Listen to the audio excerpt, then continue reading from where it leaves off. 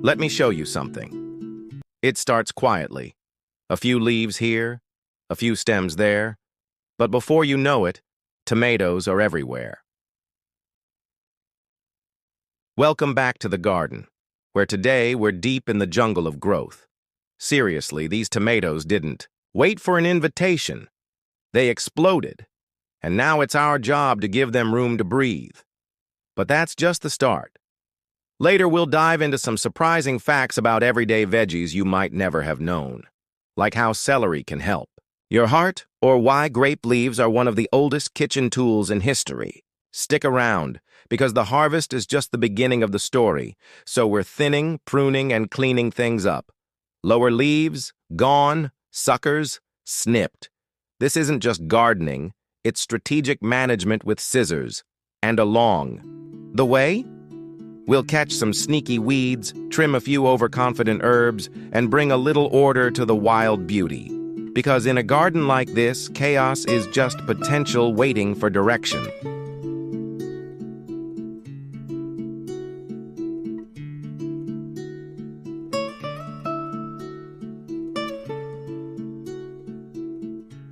Before we dive into the nitty-gritty of prepping, let's pause for a moment to appreciate what's in front of us. Each bunch, each leaf, each root tells a story of sunlight caught, of soil nurtured, and of time patiently spent. But it's more than just a harvest.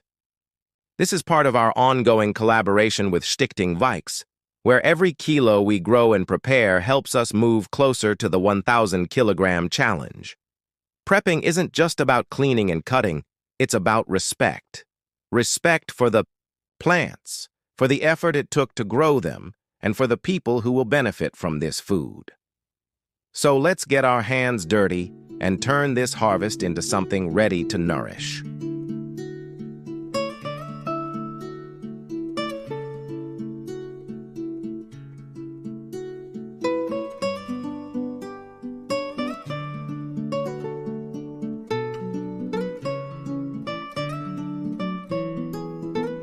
And here's today's harvest lineup. Celery looking strong, lettuce looking crisp, and the brassicas? Those were a lovely surprise donation from the neighbors next door. Also some grape leaves, which, yes, are edible, and yes, are absolutely underrated. And let's not forget the latest round of beets, freshly pulled and looking a bit like they just ran a marathon. Not the biggest haul ever, but every leaf counts.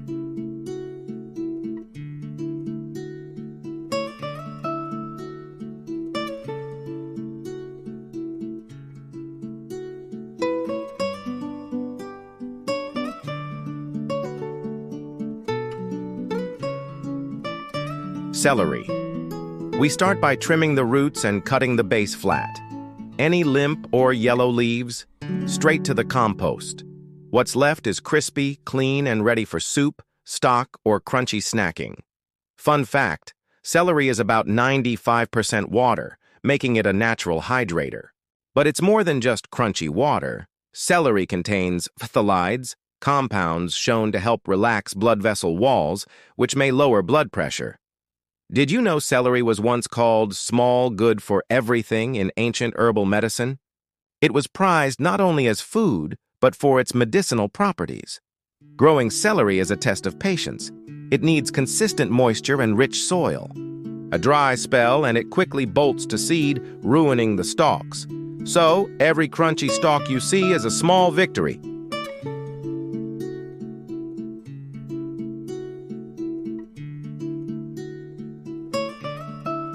Lettuce.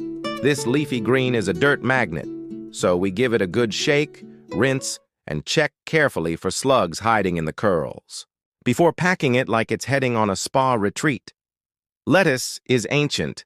The Egyptians first cultivated it over 4,000 years ago, not just as food, but to extract oil from its seeds.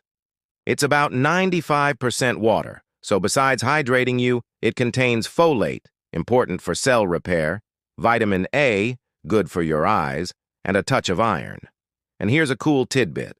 Lettuce contains lactucarium, a milky sap that can have mild sedative properties, basically nature's chill pill in your salad bowl.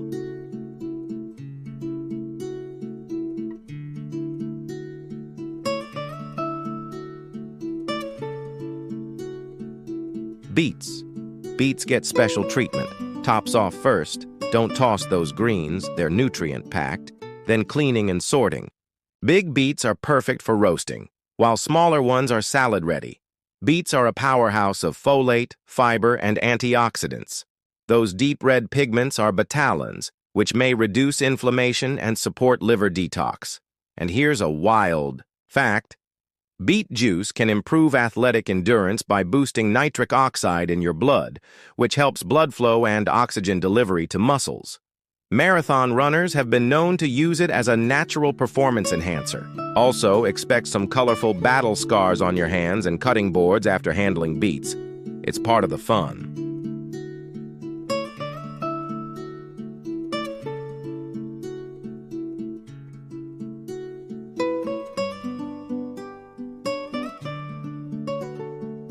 Brassicas. These gifted neighbors dropped off brassicas, kale, cabbage, broccoli, cauliflower. We rinse, peel away the tougher outer leaves, and toss them in the mix. Brassicas are nutritional heavyweights, loaded with glucosinolates, compounds linked to cancer prevention. They also pack vitamin C, fiber, and sulforaphane, a plant chemical with strong anti-inflammatory effects. Here's a fun one. Broccoli sprouts contain up to 100 times more sulforaphane than mature broccoli heads, making sprouts tiny health bombs. These veggies also have a reputation for smelling up your kitchen when cooked, a sign of their powerful sulfur compounds doing their work.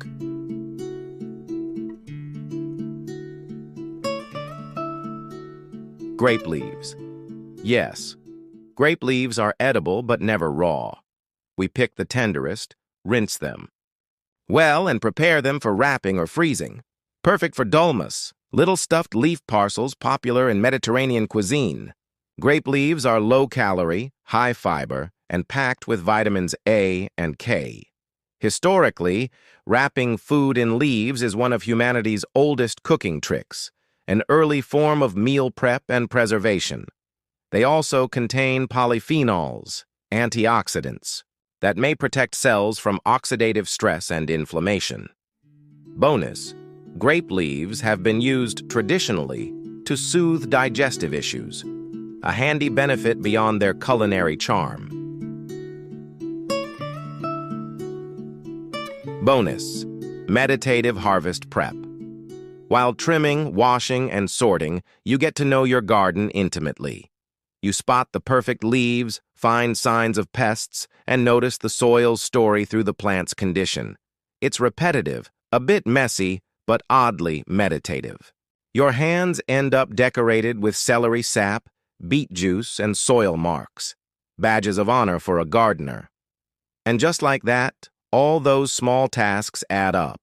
Every trimmed leaf, every sorted beet, every carefully washed bunch is a step closer to the table and to sharing. It's easy to forget how much goes on behind the scenes.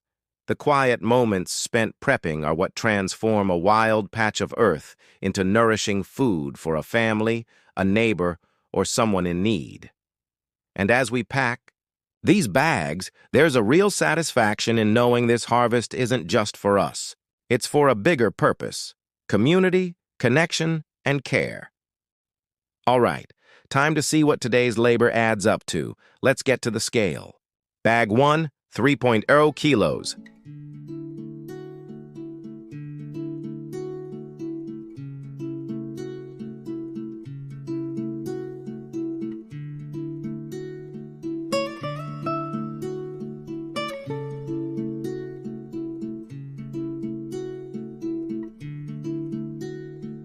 Bag 2, 5.9 kilos.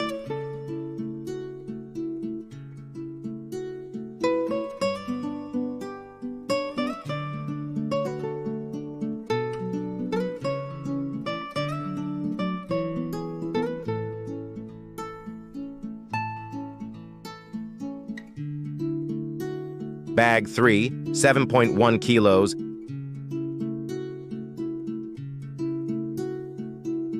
Bag 4, exactly 5.0 kilos. That brings us to a total of 21.0 kilograms for today. Add that to our running total of 200.5 kilo. And boom, 221.5 kilograms for stichting Vikes, for food, for fun, for the challenge. And hey, if you're still watching, drop a comment. Let us know you made it to the scale. Like, share, and send this to someone who needs to see what growing your own food really looks like. Until next time, you can grow it.